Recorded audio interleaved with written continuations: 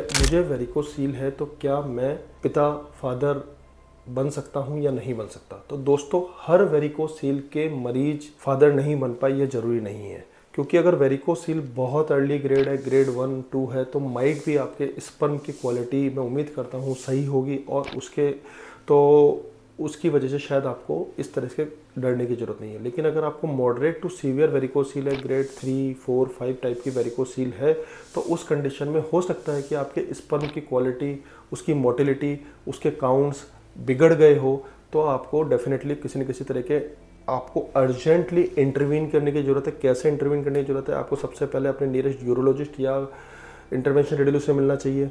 वो आपका एक कलर डॉपलर करेगा, देखेगा कि कौन सी ग्रेड है, आपका सीमन टेस्ट करेगा, आपका टेस्टोस्टेरोन एनालिसिस कराएगा। उसके बाद अगर आप किस जोन में आ रहे हो उसके आधार पर आपको ट्रीट करेगा।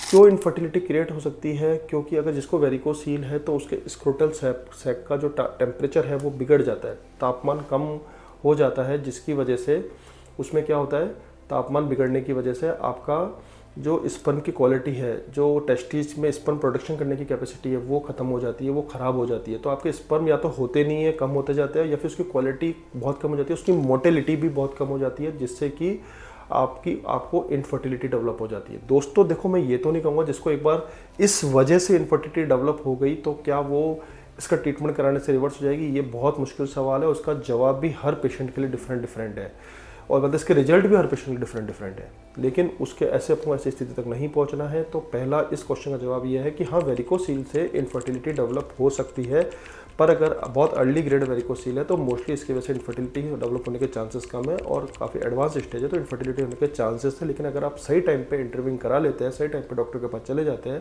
तो इसके चांसेस काफ़ी हद तक कम हो जाएंगे।